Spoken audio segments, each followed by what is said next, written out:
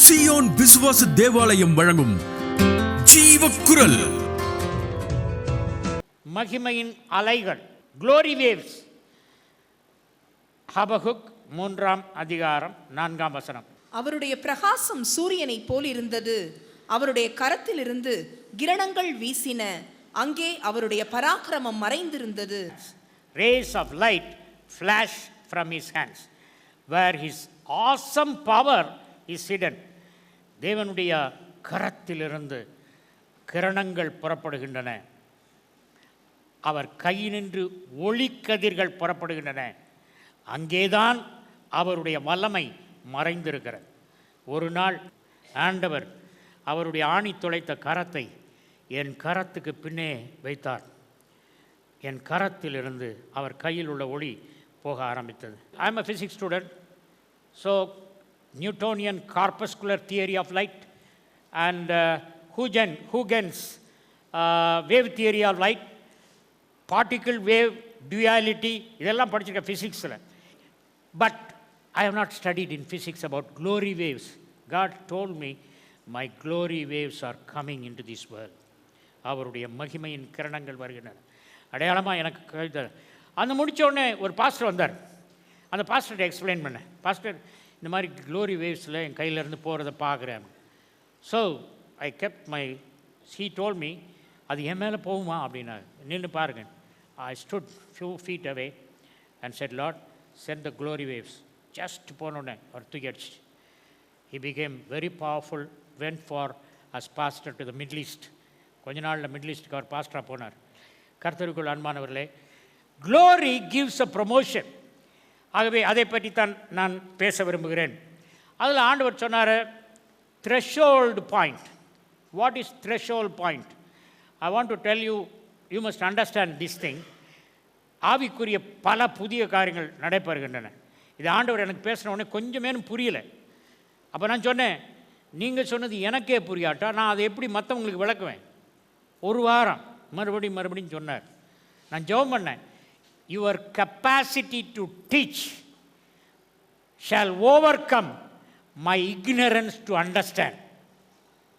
What are sentence I prayed. இந்த sentence அவர் தான் கொடுத்தார். இப்படி ஜெபம் பண்ணு, நம்ம ஜெபம் பண்ணால் தான் அவர் செய்ய முடியும். Your capacity to teach shall overcome my ignorance to understand. Then God made me to understand. என்னை புரிய வச்சார். அது புரிஞ்ச அளவுக்கு நான் சொல்கிறேன், கர்த்தாவே சரியாக சொல்லித்தாங்க. க்ளோரி வேவ்ஸ் அது என்ன அப்படிங்கிற சொல்ல விரும்புகிறேன். க்ளோரின்னு சொன்னால் தேவனுடைய பிரசன்னத்தை உணரும்படி வருவது. இப்போ நம்ம இங்கே இருக்கிறோம், தேவன் இங்கே இருக்கிறாரா இல்லையா? இருக்கார். அவர் சர்வ வியாபகர். Omnipresence of God. God is present everywhere. That is called the omnipresence aspect of God. Everywhere present. But certain times the omnipresence of God suddenly become manifest presence, tangible presence, perceptible presence. தொட்டு உணரக்கூடிய நிலையிலே தேவ வல்லமை திடீரென்று வரும். சர்வ வியாபகர் இங்கே இருக்கிறேன் என்பதை சரீரம் உணரும்படி சில வேளைகளில் அவர் வெளிப்படுத்துவார். இந்த மகிமையின் அலைகளை பற்றி நான் கேட்டபொழுது, there are 4 manifestations of these waves of glory. மகிமை என்பது 4 முறைகளில் வெளிப்படும் என்பதை நீங்கள் புரிந்து கொள்ள வேண்டும். மகிமை மேகமாக வெளிப்படும், நம்பர் 1. மகிமை புகையாக வெளிப்படும். மகிமை ஒளியாகவும் அக்கினியாகவும் வெளிப்படும், நம்பர் 3. மகிமை வல்லமையாக வெளிப்படும். ஒரு போதகர் பிரசங்கம் பண்ணி கொண்டிருக்கும் பொழுது திடீர்னு க்ளோரி வந்துடுச்சுன்னா பாஸ்டர் கை கட்டிட்டு பின்னால் போயிடணும். தேவன் செயல்பட ஆரம்பிப்பார். God will begin to function miraculously. தேவன் செயல்பட ஆரம்பிப்பார். அது எப்போவோ இருக்குது. மோசே காலத்திலிருந்து மகிமையின் அலைகள் இருக்குது.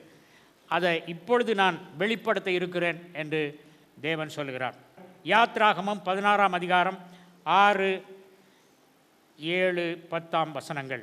அப்பொழுது மோசேயும் ஆரோனும் இஸ்ரவேல் புத்திரர் எல்லாரையும் நோக்கி, கர்த்தர் உங்களை எகிப்து தேசத்திலிருந்து புறப்பட பண்ணினவர் என்பதை சாயங்காலத்தில் அறிவீர்கள். விடியற் காலத்தில் கர்த்தருடைய மகிமையையும் காண்பீர்கள்.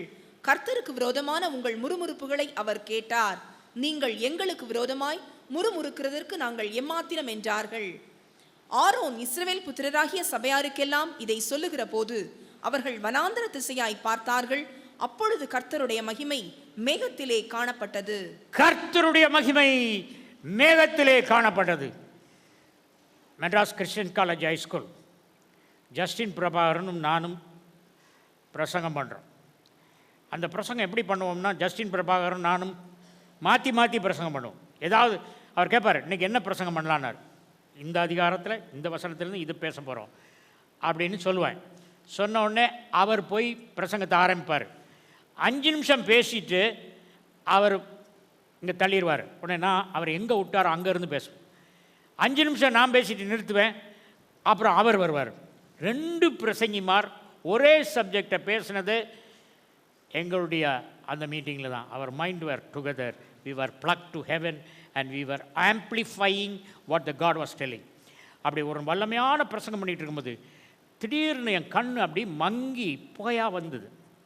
அப்போ நான் பாஸ்டர்கிட்ட கேட்டேன், கண்ணாடி எடுத்து தொடச்சி போட்டு பார்த்தேன். அப்படியே ஒரு மிஸ்ட் ஃபார்ம் ஆயிடும்.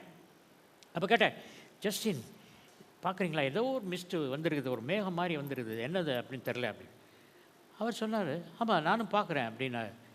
கொஞ்ச நேரத்தில் ஜஸ்டின் போய் சொன்னார், இந்த கூட்டத்தில் ஒரு மாமியார் மருமகளை பார்க்குறேன், 2 பேருக்கும் பெரிய சண்டைனால நீங்கள் இந்த கோடியில் உட்காந்துருக்கிறதுனால அந்தம்மா அந்த கோடியில் உட்காந்துருக்கு. இப்போ கர்த்தர் சொல்கிறார், 2 பேரும் போய் ஒப்புரவாகுங்கள் என்று சொல்கிறார் அப்படின்னு சொன்ன உடனே there was a mother in law, there was a daughter in law. 2 பேரும் வந்து கட்டி தழுவி ஓன்னு சத்தம் போட்டாங்க. அந்த சத்தம் போட்ட உடனே எல்லாரும் ஆட ஆரம்பிச்சிட்டாங்க. Because they know, church members எல்லாருக்கும் தெரியும், ரெயின்போ சர்ச் மெம்பர்ஸ் தெரியும் இந்த மாமியாருக்கும் மருமலுக்கும் எவ்வளோ சண்டைன்னு. அந்த 2 பேரும் கட்டி நிற்கிறத பார்த்த உடனே எவ்ரிபடி ஸ்டார்டட் க்ரையிங். அப்போ அழ ஆரம்பித்தேன். நான் என்னடா இப்படி அழுறாங்களே, எதுக்கு அழுறாங்க, அந்த அம்மா சேர்ந்தா இந்த இவங்களுக்கு ஏன் அழுக அப்படின்னு சொல்லிட்டு I started crying. Justin wife started crying. Finally Justin started crying. ஏன் அழுறேன்னு எனக்கே தெரில. அழுறேன் நிறுத்தவே முடியல. அவரும் அப்படி அழுறாரு, கூட்டத்தில் உள்ளவங்களும் அழுறாங்க. எல்லோரும் மேடையில் வந்து அழுதுகிட்டே டச் பண்ணுங்கன்றாங்க. நானும் அழுதுகிட்டே டச் பண்ணுறேன். ஜஸ்டின் அழுதுகிட்டே டச் பண்ணுறாரு. 1.5 hours there was crying and the move of God was there. Glory of the Lord was there. Similar glory is going to come these days. Okay. Second time the glory came. யாத்ராகமம் 24:16-18. கர்த்தருடைய மகிமை சீனாய் மலையின் மேல் தங்கி இருந்தது. மேகம் 6 நாள் அதை மூடி இருந்தது. 7ஆம் நாளில் அவர் மேகத்தின் நடுவிலிருந்து மோசேயை கூப்பிட்டார். மேகத்தின் நடுவிலிருந்து மோசேயை கூப்பிட்டார். அதாவது எல்லா இடத்திலும் பரவி இருக்கும் தேவ பிரசன்னமானது மேகமாய் வரும் சமயத்தில் அந்த மேகத்தில் தேவனுடைய குரலை கேட்பீர்கள். You will hear the voice of God in the glory cloud. The waves of glory generates the voice of God. தேவனுடைய குரலை, செய்தியை அது வெளிப்படுத்தக்கூடியதாக இருக்கும். கர்த்தருக்குள் அன்பானவர்களே, எத்தனை பேருக்கு உங்களை படைத்து உங்களை ஆண்டு நடத்தி வரும் தேவனிடத்தில் பேச வேண்டும் என்று ஆசையாக இருக்கிறது. அவரிடத்தில் தான் நம்ம பர்வதத்தில் போய் இருக்க போகிறோம். அவர்கிட்ட பூலோகத்தில் இருக்கும்போதே பேச வேண்டாமா? மணவாளன் மணவாட்டியின் இடத்தில் பேச வேண்டாமோ? மணவாட்டி மணவாளனிடத்தில் பேச வேண்டும் அல்லவா? If you are the bride of Christ, you have to speak to the bridegroom. நீங்கள் மணவாட்டி என்றால் மணவாளனுடைய குரலை கேட்க வேண்டும். மணவாளன் உங்களோடு பேச வேண்டும், நீங்கள் மணவாளனோடு பேச வேண்டும். அதற்கு பரிசுத்தம் தேவை. பரிசுத்தம் இல்லாமல் தேவனை தரிசிப்பது கூடாத காரியம். ஒரு ஸ்ட்ரிங் ஆஃப் 2 seconds சின்ன கூட இருக்கக்கூடாது. அந்த பழத்தை பறித்து சாப்பிட்றதுக்கு எவ்வளோ நேரம் ஆயிருக்கும்னு நினைக்கிறேன். ஃபஸ்ட்டு கடி கடித்த உடனே விழுந்துட்டாங்க. ஏவாள் ஃபஸ்ட்டு கடி அந்த பழத்தை கடித்த உடனே she fell from the glory of God and the authority of Eve transferred to Satan. நொடி பொழுதில் கர்த்தர் ஏவாளுக்கு கொடுத்த அதிகாரம் அப்படியே பறி போயிடுச்சு. எங்கே போயிடுச்சு? பிசாசுக்கு போயிடுச்சு. கர்த்தருக்குள் அன்பானவர்களே, இயேசு கிறிஸ்து அந்த அதிகாரத்தை பெற்று தந்தார். I want to give this talk deeply as God has taught me. ஆசரிப்பு கூடாரம் கட்டப்பட்ட பொழுது தேவ மகிமை வந்தது. மீண்டும் கூடாரத்தில் எண்ணாகமம் 16:42 மகிமை வந்தது. சபையார் மோசேக்கும் ஆரோனுக்கும் விரோதமாக கூடி ஆசரிப்பு கூடாரத்துக்கு நேரே பார்க்கிற போது மேகம் அதை மூடினது, கர்த்தரின் மகிமை காணப்பட்டது. கர்த்தருக்குள் அன்பானவர்களே, மோசேக்கு அப்புறம் மகிமையை பார்த்தே ஆகணும்னு ஒத்த காலில் நின்னது தாவீது. மை ஃப்ரெண்ட் ஏவிஎம் ராஜன் அவர் பிரசங்கம் பண்ணும்போது எப்படி தெரியுமா, இப்படி தான் பார், ஃபுல் பிரசங்கமும் இப்படி நின்று பிரசங்கினார். நாங்கள் இப்போ என்னங்க கால் வலிக்குதார்? இல்லை, ஒத்த காலில் நின்று ஆண்டவர்கிட்ட நான் வேண்டுறேன்னா. அப்படியா? அந்த காலில் தமிழில் ஒரு பழமொழி இருக்குது, ஒத்த காலில் நின்று சாதிச்சிட்டான்ப்பா, ஒத்த காலில் நின்று இந்த பொண்ணை கட்டிட்டான், கொடுக்க மாட்டேன்னு சொன்னேன், ஒத்த காலில் நின்று வாங்கிட்டான். ஒத்த காலில் நில்லுங்க. சில வேளைகளில் நீங்கள் வீட்டில் ஆண்டவர் தரலன்னு ஒத்த காலில் நில்லுங்க. எங்கள் ஊர் பழமொழி, ஆண்டவரே ஒத்த காலில் நின்று வாங்க போகிறோம். அவர் ஒத்த காலில் 2 காலில் நின்னாலே தருவார், ஒத்த காலில் நின்னால் டபுளாக தருவார். Okay, praise the Lord. மறுரூப மலையில் வந்தது அந்த மேகம். மறுரூப மலையில் வந்தது, சாலமோன் ஆலயத்தில் வந்தது. சாலமோன் ஆலயத்தில் எத்தனையோ வருஷத்துக்கு முந்தி வந்தது. மறுரூப மலையில் 2000 வருஷத்துக்கு முந்தி வந்தது. அது இப்போ இந்த ஆண்டு நம்முடைய ஆலயத்தில் வரப்போகுது. அதுக்கப்புறம் புகை. ஏசாயா 4:5 எ ஸ்மோக். ஆண்டவர் அந்த புகை வடிவில் வருவார். Lord, let the smoke come and fill our search.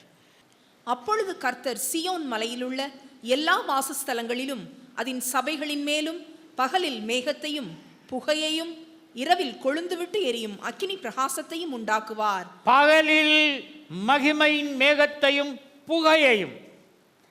இந்த புகை வாசனை நிறைஞ்ச புகை. மேர், ஆலோஸ், கேசியா 3 பொருட்கள். 45 சங்கீதம் 8 சொல்லப்பட்ட 3 பொருட்கள். தந்தத்தினால் செய்த அரமனைகளிலிருந்து புறப்படுகையில் நீர் மகிழும்படி உமது வஸ்திரங்களெல்லாம் வெள்ளைப்போளம், சந்தனம், லவங்கம் இவைகளின் வாசனை பொருந்தியதா இருக்கிறது. வெள்ளைப்போளம், சந்தனம், லவங்கம் இந்த 3ஐயும் சேர்த்து அந்த வாசனையை மோந்தா அதுதான் ஆண்டவருடைய ட்ரெஸ்ஸினுடைய smell. I think he has got a scent with சந்தனம், லவங்கம், வெள்ளைப்போளம்.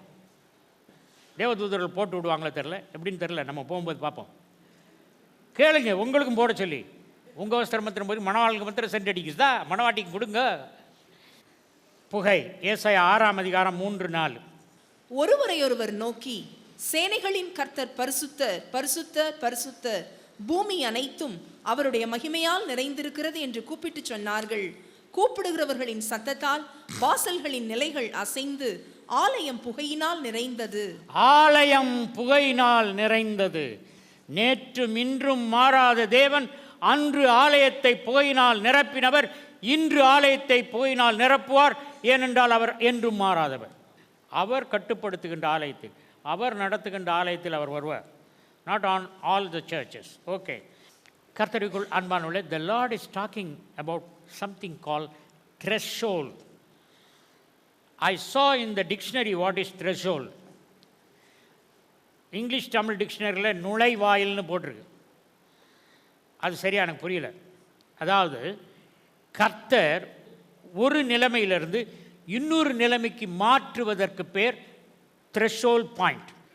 It's an entrance, it's a vestibule, it's a conduit. Okay, you know, a person is having cancer, next second he is here without cancer. A person is having heart pain, heart problem, and there is a door, he comes here, there is a threshold, he crosses here, he doesn't have heart attack. This is threshold. God said, நுழைவாயில் தமிழில் போட்டிருக்கு.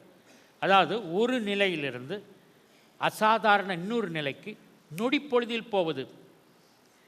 So the Lord said, I want to tell what the Lord has told me. What the Lord has told me, I want to tell. You will be transcending from one state of universal presence to perceptible manifest presence. ஆண்டவர் எல்லா இடத்துலையும் பிரசன்னமாக இருக்கார். திடீர்னு ஒரு நொடி பொழுதில் threshold இங்கே வந்துடும்.